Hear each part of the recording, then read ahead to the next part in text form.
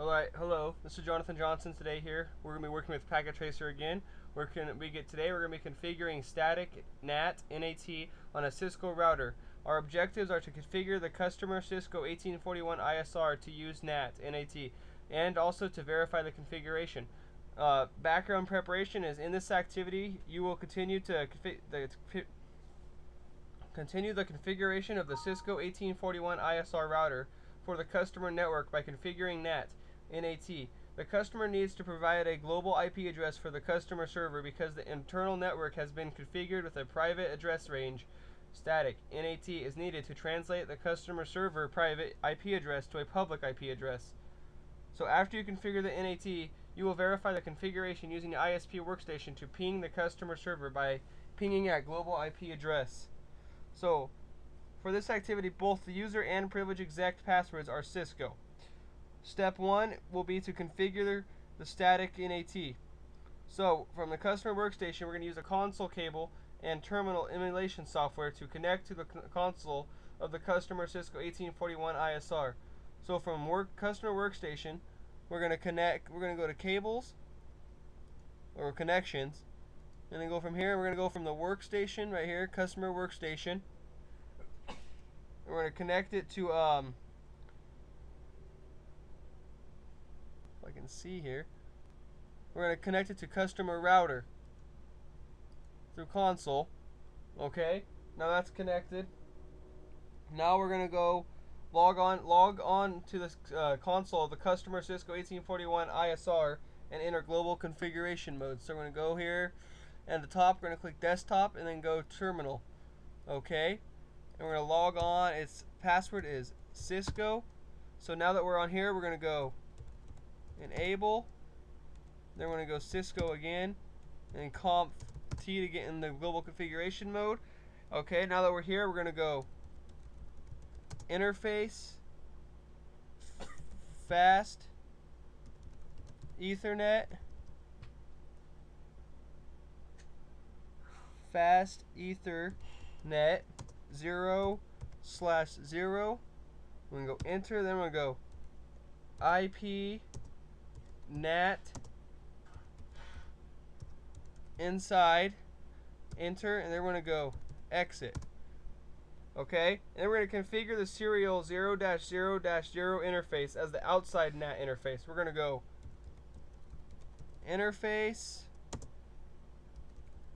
serial 0/0/0, enter, and we're going to go IP NAT outside, enter, then we're going to go exit again.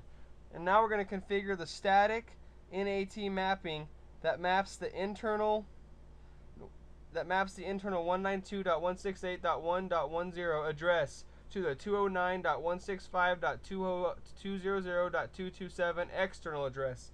So we're going to go IP NAT inside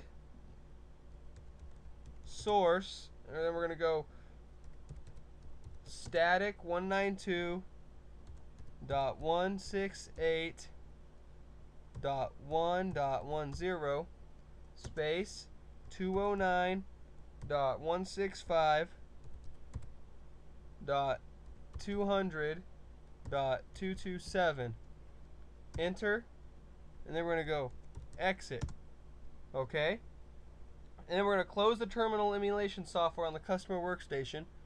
So we're going to close this, and then we're going to go into command prompt, and we're going to type ping 209.165.200.227 to see if the ISP workstation connects to the customer server. Enter, and now it's pinging with 32 bytes of data, and it's not going through very quickly, so we have a problem somewhere.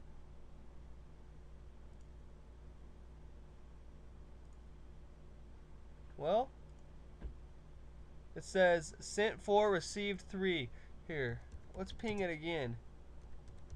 Just double check things. 165.209 209.165.200.227. Enter. There we go. We sent 4, received 4, lost none. So now it just had to give it a second try to get it to go through. Had to give it a second. Now let's go check our results to see how we did. So click check results. Slide exit out of this guy. Okay, congratulations on completing this activity. And that's all I have for you for configuring static NAT on a Cisco router. Basically all we did was configure static NAT on a Cisco router to where we went in and we gathered IP addresses automatically through static NAT on a Cisco router and connected through inside and outside hosts, also to make it more so it wasn't a private network, it was an open network to the public. So thank you. Have a good day.